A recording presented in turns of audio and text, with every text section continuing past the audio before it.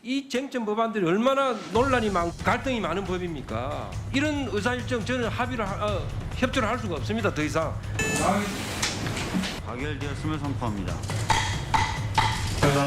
역사적인 날이네요. 역사적. 사진 한번 찍어야 되는 거 아니에요? 아이고.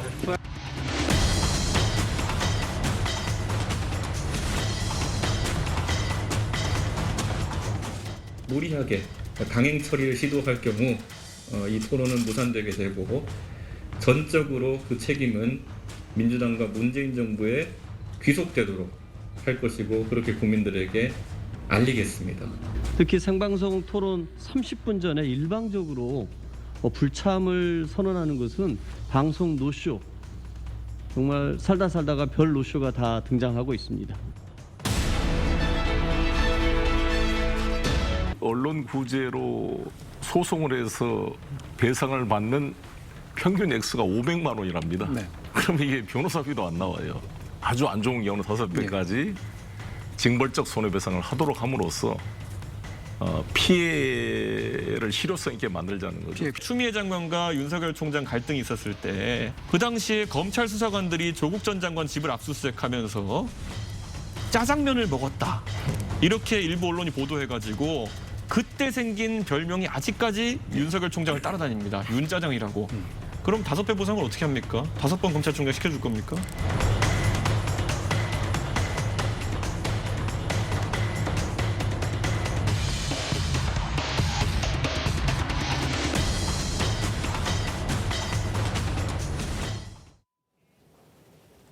송영길, 이준석 여야 당대표가 어제 두 번째 TV 토론에서 만나 최근 정치 현안을 놓고 다양한 공방을 벌였습니다. 네, 두 분과 함께 자세한 내용 짚어보도록 하겠습니다. 신성범 전 새누리당 의원, 김종욱 동국대 행정대 대학원 대우 교수 함께합니다. 네, 안녕하십니까. 반갑습니다. 안녕하세요. 자, 뭐 좀 전에 영상 보셨겠지만 원래는 지난달 30일에 성사될 예정이었는데 당시 국회에서 여야가 대치를 하고 야당에서는 혹시 강행 처리할 수 없어서 일방적으로 이준석 대표가 이제 불참을 선언하고 그 부분에 대해서는 또 사과를 정식으로 했던 기억인데 역시 이 징벌적 손해배상이 큰 문제일 것 같습니다. 계속해서 평행선을 달리고 있어요. 배상액이 뭐 평균이 500만 원이기 때문에 너무 적지 않냐. 변호사 비용도 안 나온다. 이 얘기도 사실은 또 일정 부분 맞을 수도 있다는 생각도 들거든요. 어떻게 보셨어요? 저 부분이 그러니까 송영길 대표가 이야기하는 부분 일반인들의 인식 지점하고 맞닿아 있는 부분은 있어요. 예를 들어서 언론이 그 잘못된 뉴스를 기사를 보도했는데 손해 보는데 굉장히 손해를 만회하기가 굉장히 절차가 복잡하고 손해배상에도 적다는 거는 뭐 사실관계가 저는 뭐 일정 부분 타당성이 있다고 봐요. 피해를 본 사람 입장에서는 너무 박하다고 느낄 수 있습니다. 그런데 이거는 큰 견지에서 봐야 되는 게 예를 들어서 가짜 뉴스 처벌해야 됩니까? 안 해야 됩니까? 90% 이상이 처벌해야 된다고 생각할 거예요. 찬성하겠죠. 그런데 지금까지 그 방법이 예를 들어서 제가 잘못된 언론 보도로 손해를 입었다 쳐봐요. 예를 들어 유엔카님이나 그러면 가장 손해를 뭐 입었어요? 명예훼손이 이런 거잖아요. 내가 하지도 않은 일 때문에 잘못된 언론 보도 때문에 손해를 입었다 명예훼손일 텐데 그걸 복구하는 방법이 뭐가 있습니까?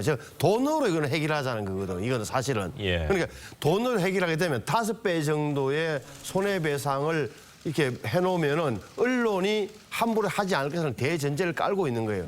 그러나 이거는 사실 오래 걸려요. 그러니까 어떻게 보면 가장 정확한 허위 보도에 대한 피해 복구는 언론사가 허위 보도임을 인정하고 사과하고 빨리 정정 보도를 해주는 거예요. 정정 보도를 알리는 거죠. 이게 급한 건데 이런 절차에 대한 인식보다는 일단은 징벌을 과하게 되면 언론이 피할 것이라는 대전제를 깔고 있는 건다. 조심할 수밖에 없죠. 언론 입장에서. 그렇게 되면 무슨 부정적 효과 따라오느냐. 그러니까 결국은 언론이 위축되는 거예요. 손해배상 이렇게 하면 안 되지. 몸살일 수밖에 없죠. 증거를 가져와봐. 예를 들어서 취재기자한테 제가 데스크 부장이라 치면 야 증거 가져와봐. 증거는 합리적 추론밖에 없고 지금 모으고 있는 단계인데 그러면 보도 못해. 100%가 안 모아지면. 근데 언론은 강제권이 없기 때문에 압수수색도 못하고 계좌수색도 못해. 그러니까 이 100%를 못 모으는 거예요. 합리적 의심에서 출발해서 조만한 사실을 파편들을 모아서 하나의 완성된 그 퍼즐을 맞춰가는 게 취재 과정이라고 본다면은 취재 과정에서 이제 중간에서 끊어질 수밖에 없는 거죠. 그래서 사실은 이게 징벌적 손해보상보다는 뭐냐면은 그 언론의 정정 보도가 빨리 확실하게 이루어질 수 있는 프로세스를 빨리 당기는 게 좋아요. 예를 들어서 언론들이 지금 하기 싫은 이유가 법원에 넘어가는 게 훨씬 낫다고 판단하거나 이걸 끌면 유리하다고 생각하는데 이걸 더 끌면 언론사에 불리하도록 만든다든지 다시 말하면 일찍 자기가 오보를 인정하고 그 정정 보도를 해준다면 손해배상 이런 데서 다 빼준다는 이런 조항을 넣든지 이렇게 가야 되는 거지. 이것은 제가 볼 때는 5배 징벌 이것은 결국은 나중에 보면 언론의 어떤 그런 자유만을 굉장히 위축시켜서 결과적으로 보면은 정치 권력이나 경제 권력이 뭔가를 은폐하는 데 활용돼서 장기적으로는 저는 손해라고 보는 거죠. 국민들에게. 이 민사 소송에서 대한민국 징벌적 손해배상은 아직까지 없는 상황에서 언론에 유독 먼저 이제 시작을 하겠다 해서 또 야당에선 반대를 하고 있는데 이준석 대표가 얘기한 게 또 좀 일정 부분 납득이 되는 게 야당 얘기도 여당 얘기도 사실 일정 부분은 다 공감이 됩니다. 그걸 어떻게 이제 법으로 만드냐의 문제인 것 같은데 조 전 장관 집에 가서 수사관과 검사들이 짜장면을 시켜 먹었다. 그래서 윤짜장이라는 별명이 붙었는데 만약 가짜 보도였습니다. 이거는 허위 보도였었는데 그러면 윤석열 총장이 뭐 여러 가지 사유로 이제 퇴직을 하게 되는데 5배 징벌적 손해배상이면은 나머지 임기를 5배로 채워줄 거냐 뭐 이런 얘기까지 했어요. 지금 애매모호한 부분은 확실히 있는 것 같아요. 토론 과정의 비유법인 것 같고요. 뭐 제가 볼 때 청구할 대상이 안 되기 때문에 공인이기 때문에요. 공인은 공인으로서의 자신의 역할이 있는 거고 비판을 받을 수 있는 위치에 있는 거고요. 그래도 가짜 뉴스로 인한 비판은 그거는 없애야 되는 거 아닐까요? 비교가 뭐냐면 윤짜장 정도를 가지고 징벌적 손해배상이 될까요? 제가 볼 때 그렇지는 않을 거라 생각이 드는데 상당히 예를 들면 그 고의성이 얼마나 과중한가에 따라서 문제가 되겠습니다. 뭐 또 공인이기 때문에 충분히 비판의 대상이 돼야 한다는 측면 때문에 좀 이 사례는 적절하지 않은 것 같습니다만 말씀하신 것처럼 그런 거죠. 그러니까 국민들이 가짜 뉴스에 의해서 피해를 받는데 이걸 구제할 방법이 무엇이냐?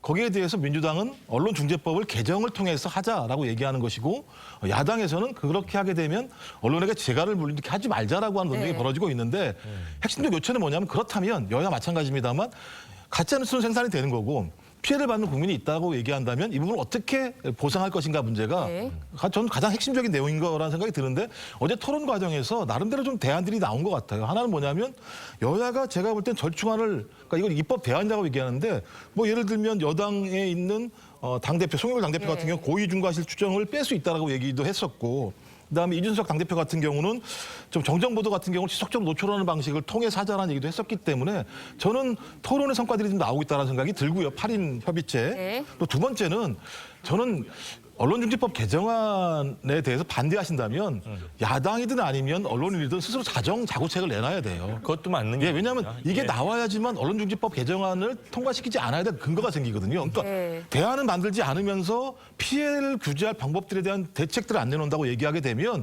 이건 제가 볼 때 반대만을 위한 반대인 거고 저희 언론 스스로의 자기까지 지금까지의 기득권을 지키기 위한 것으로 보일 수 있기 때문이고요. 또 마지막으로는 어제 나왔던 것처럼 좀 가짜뉴스가 양산되고 있는 유튜브 같은 경우에 통신망법을 빨리 개정을 해서 원천을 막아내는 방법들을 해야 되는 거죠. 저는 그렇기 때문에 언론의 재갈을 물린다고 얘기하는 야당의 헌법상의 표현의 자유의 문제도 분명히 있습니다만 또 인권과 인격권이라고 하는 헌법에 보장된 내용들이 분명히 있기 때문에 이 두 가지의 절충점들을 저도 8인 협의체의 협의를 통해서 9월 27일 날 나름대로 절충안을 합의하는 어떤 모양새를 만들어냈으면 좋겠다. 전 이것이 좀 선진 정치로 가는 또 우리 정치에 대한 국민적 신뢰를 좀 올릴 수 있는 방법이기 때문에 좀 9월 27일 이전까지 좀 나름대로 합의안을 좀 만들어냈으면 좋겠습니다. 그렇군요. 그럼에도 불구하고 국제 인권 단체나 국제적인 뭐 언론 단체에서 지금 청와대하고 국회에 뭐 서한을 보냈다고 합니다. 이거 철회하십시오. 언론 재갈법 될 수 있습니다. 만약 정말 여당에서 얘기하는 것처럼 좋은 것만 있다면은 왜 인권 단체에서 이렇게 나설까요? 당연히 문제가 됐다고 뭐 생각할 수 있겠죠. 말씀하신 것처럼 징벌적 손해배상을 하게 된다면 징벌적 손해배상 때문이라도 기자들 스스로가 취재에 대해서 상당히 소극적으로 대할 수 있다라고 하는 측면들. 근데 그 소극적인 취재 때문에 발생하는 문제는 뭐냐면 정권 언론에 대한 비판적인 기사를 쓸 수 맞습니다. 없다라고 하는 부분들 예. 때문에 그렇다는 생각이 들거든요. 전 그런 부분에 대해서만큼은 여야정 8인 협의체에서 이 문제에 합의해야 된다고 봐요. 그러니까 전 외국 단체나 언론 단체가 문제 제기하는 것보다 더 중요한 건 국민이 대의한 국회에 있는 여야 국회의원들이 이 문제에 대한 예. 합의를 만들어내는 게 더 중요하다는 생각이 드는 거고요. 뭐 당연히 이 부분에 대해서 해외나 인권 단체나 또 언론 단체에서 문제 제기하는 거에 대해서는 충분히 유의해야 됩니다만 더 중요한 건 여야 간 합의를 통해서 네. 국민이 믿을 만한 입법을 만드는 거라고 생각을 합니다. 네, 언론중재법 개정안에 대해서 이제 두 대표가 평행선을 달리기는 했지만 송영길 대표 또 다른 논란 조항이었던 고의 중과실 추정 조항에 대해서는 한 걸음 물러서는 분위기를 예. 보였습니다. 영상으로 준비했습니다. 보고 이야기 이어가겠습니다. 중과실 추정 조항 같은 모호한 조항 자체가 그 문제는 제가 봤을 때는 오히려 지금 예. 상황에서 민주당이 빨리 포기해야 되는 조항이다 그래서- 이렇게 말씀드리는 그래서 거죠. 논의할 필요가 있는 우리 것 같아요. 이준석 대표님 말씀처럼 고의 중과실 추정 조항은 제가 삭제를 하려고 합니다. 네, 실제로. 이렇게 하면 합의가 된 겁니다, 저희가. 본회의 전체가 상임위원회로 전환이 되는 겁니다. 그럼 거기서 수정안을 낼 수가 있거든요. 내서 그날 처리하게 될 것입니다. 뭐 예를 들어 민주당이 정말 저희가 헌법적으로나 이렇게 봤을 때 받아들일 수 없는 안을 들고 나왔을 때 저희가 그럼 같이 원만하게 같이 박수치면서 두들겨야 되느냐 그건 아니거든요. 아니 반대하세요. 그러니까 반대 반대할 표결하면 수밖에 되는 없는 거죠. 상황이 된다 그러면은 저는 그때 똑같은 상황이 재판되지 않길 바랍니다. 네, 앞서서도 좀 이야기를 해주셨지만 송영길 대표가 불필요한 논란이 생길 수 있어서 삭제하겠다고 말한 부분이 인상적이었습니다. 예. 그러니까 고의 중과실 추정 조항에 대해서 이런 이야기를 했는데 근데 그 고의 중과실 추정 조항이 중요한 거예요. 이게 사실 송영길 대표가 처음 저 입장을 밝히기 때문에 저는 어느 정도 준비를 하고 나온 것 같아요. 그래서 고의 중과실 추정 조항은 없앨 것 같아요. 예. 근데 저게 중요한 이유가 아시는 대로 미국 같은 경우는 소송을 많이 할 때 우리 흔히 알기로 있거나 뭐 손해배상 청구하면 언론이 망한다. 네. 신문사가 망했다라는 소문 듣지만 그때는 뭐냐면은 소송을 제기한 당사자, 그리고 공인 측에서 예. 언론사가 현실적 악의를 갖고 나에게 이렇게 잘못 보도를 했다는 사실을 당사자가 입증하는 구조인데 우리는 뭘 넣냐면은 중과실 추정. 이것만 이 조항에 들어가면 언론사가 잘못한 걸로 본다는 추정 조항을 넣은 거예요. 예. 고의와 중과실이 있다. 그게 6개 들어갔다 3개로 줄였거든요. 예를 들어서 기사 제목과 내용이 다르다.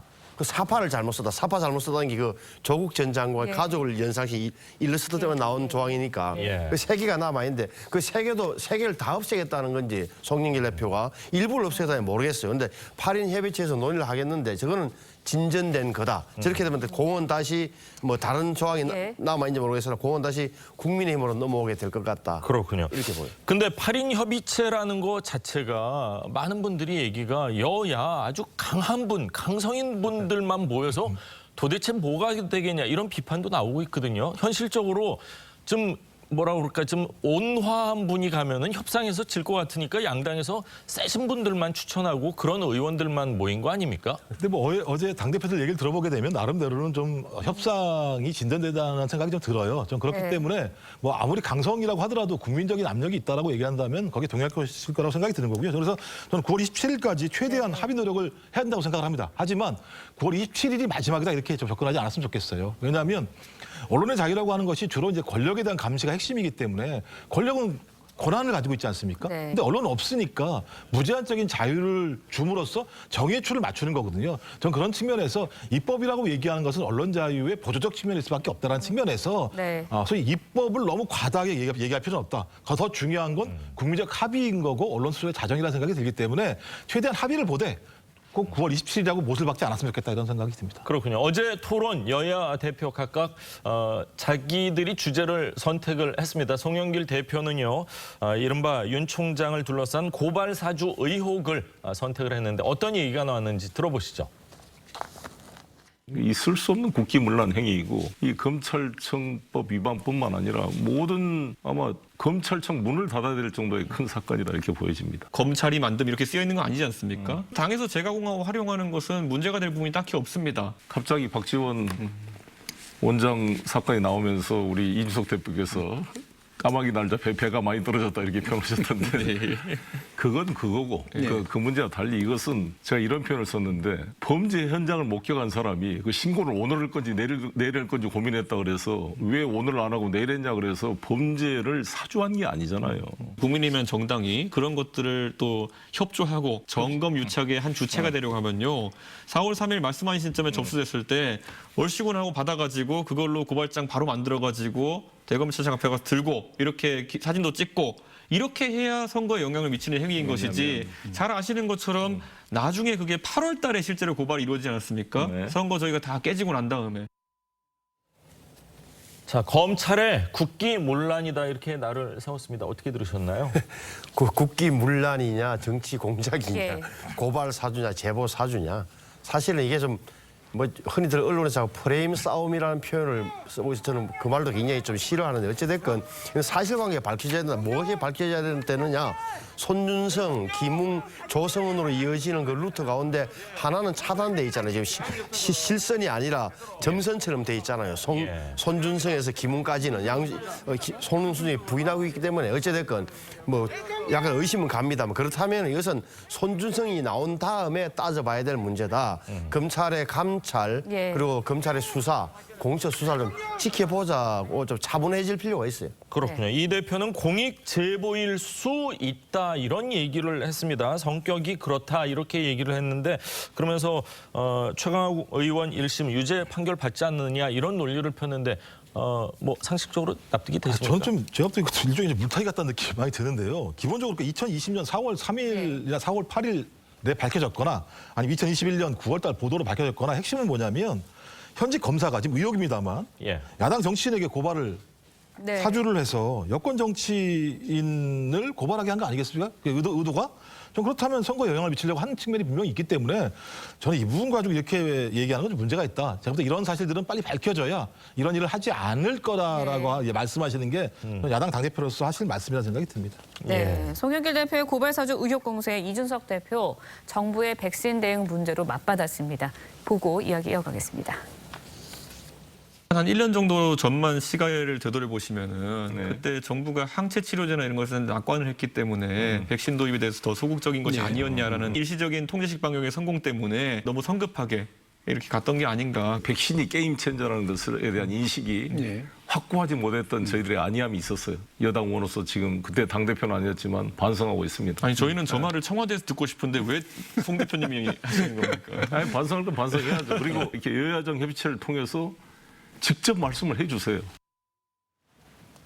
네, 백신 수급에 대해서 이제 정부의 안이한 대응을 문제를 지적을 했습니다. 그러자 이제 송영길 대표 반성하고 있다라고 답을 했습니다. 여야 대표가 이제 주요 현안에 대해서 생방송 토론에서 벌이는 모습도 이례적이었지만 상대방의 공세에 이제 반성하고 있다 이렇게 이야기한 것도 굉장히 이례적이에요. 인상적이었어요. 저 부분에서 송영길 대표가 굉장히 잘한 거예요. 그러니까 인정을 했잖아요. 백신이 게임 체인지라는 것에 전체 전문가들은 알고 있었지만 당시 여권, 그러니까 청와대와 민주당과 정부의 핵심 관계자들은 그 사실을 인식이 못했다. 그리고 지난번에 왜 정세균 총리가 시절에 국회 나가서 답변한 게 있잖아요. 작년 7월 달에 우리가 사실은 몰랐다 이 부분을. 그래서 일찍 주문하지 못했다는 거. 김호란 방역정책기획까지 가 있습니다만 백신 왜 사느냐. 빨리 돈 비싸게 주고 살 필요가 뭐 있느냐. 작년 11월, 12월 달 이야기예요. 맞습니다. 그러니까 또 당시 저는 하나 의문 제기하고 싶은 게 그때 여권 내부에서 퍼졌던 이야기가 백신 이야기가 아니에요. 백신 치료제.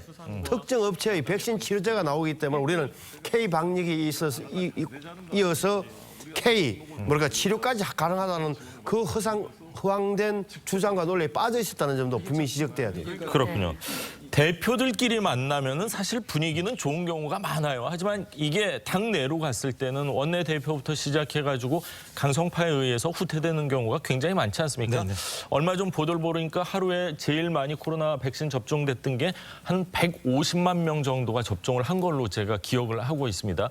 우리 인구를 따져봤을 때 열흘이면 1,500만 명이고 이렇게 계산을 하면은 정부가 정말 좀 안일했다 이런 생각은 들어요. 뭐 당대표가 그래서 그런 얘기를 했겠죠. 말씀하신 것처럼 국민들이 그렇게 열심히 방역을 하고 있는데 네. 정당 내부에서는 아주 갈등이 심했죠. 저는 그래서 기후변화와 팬데믹 시대라고 얘기하면 저 이런 상황에서 국민의 건강과 생명을 가장 중심으로 잡아야 된다. 이념과 정당 간의 차이를 가지고 얘기할 필요 없다는 생각이 들고요.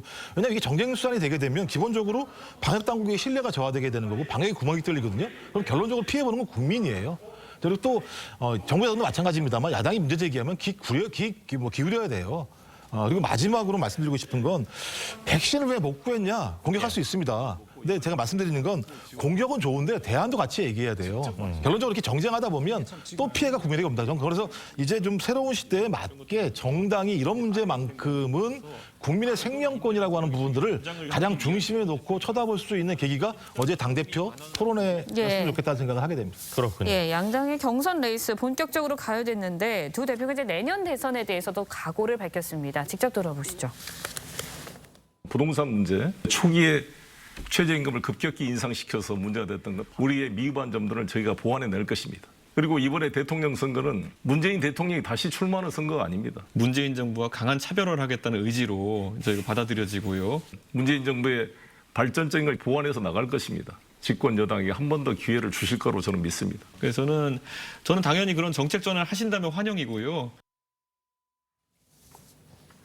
네, 송영길 대표의 발언 인상적이었습니다. 이번에도 문재인 대통령이 다시 출마하는 것이 아니라면서 새로운 비전을 발전시키고 보완시킬 것이다. 이렇게 이야기를 했거든요. 어떻게 들으셨나요? 저는 뭐 맞는 말씀이죠. 문재인 대통령 시대는 가고 있는 거고요. 아마 국민이 새롭게 선택할 대통령이 5년을 맡게 되는 상황이기 때문에 항상 새로운 시대에는 새로운 가치와 과제가 있고 또 새로운 도전이 분명히 존재하게 됩니다. 그래서 핵심은 소위 국민들의 민심과 국민의 삶이라는 생각이 드는 거고요. 그런 삶에 천착할 수 있는 새로운 가치를 만들어내야 되는 거죠. 핵심적으로는 저는 지금 민주당 같은 경우 정권 교체 여론이 계속 높지 않습니까? 네. 이런 상황일수록 중요한 문제들은 민심, 국민의 삶의 문제에 가치를 둬야 된다. 이렇게 생각을 합니다. 송영길 대표의 얘기로 사실 청와대가 뭐 별로 기분 좋지는 않겠지만 그래도 여론조사만 봤을 때 역대 어느 정권보다 레임덕은 없는 것 같습니다. 청와대에서 기분이 안 좋다고 해서 뭘 할 수 있겠어요, 지금 상황에서. 그러니까 사실은 저는 야당 입장에서 정확히 지금 유심히 보는 이런 대목이 저는 정권 교체론이 국민들 사이에서 굉장히 높아요. 사실 그게 큰 흐름이 돼 있어요. 따라서 저는 내년에 대통령 선거에서 정권 교체 가능성이 높다고 보는 편인데 그러려면은 예를 들어 이재명 지사 같은 분이 지금 후보 같은 분이 만약에 민주당 후보가 되면 굉장히 차별화를 굉장히 시도할 것이다. 문재인 정부와의 차별화. 그리고 정권 교체 냄새와 분위기를 굉장히 물씬 풍기게 될 것이다. 지금 민주당의 경선 국면에서 왜 이낙연, 정세균 후보 같은 분들이 힘을 못 쓰느냐. 그래서 문재인 정부의 개성론자 같은 저런 분위기. 왜 이재명 후보가 지지도가 높으냐. 약간의 정권 교체적 요소를 갖고 있다는 점 때문이거든요. 그래서 이재명 후보 같은 분이 만약에 후보가 되는 게 야당 입장에서는 굉장히 좀 버겁고 정권 교체의 정확한 지점을 야당에서 제시해 줘야 돼요. 왜 야당이 정권을 교체해야 되는지 무엇 때문인지 가능한지를 야당이 짚어주지 않으면은 지금 민심과 강력히 동떨어질 가능성이 있어요. 그렇군요. 자, 추석 연휴를 앞둔 금요일 아침 신성범, 김종욱 교수 두 분 말씀은 오늘 여기까지 듣겠습니다. 말씀 감사합니다. 고맙습니다.